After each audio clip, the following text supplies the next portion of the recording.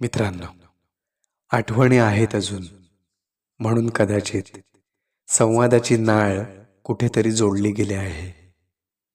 आठवणींच्या या रूपात स्वतःबरोबरच बराच वेळ घालवू शकतो, एखाद्या सावलीप्रमाणे.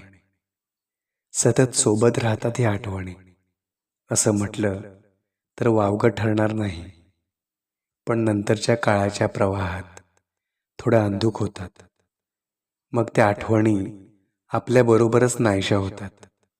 कधी अश्रू, कधी हसू, कधी राग, कधी तिरस्कार आणि बरंच काही.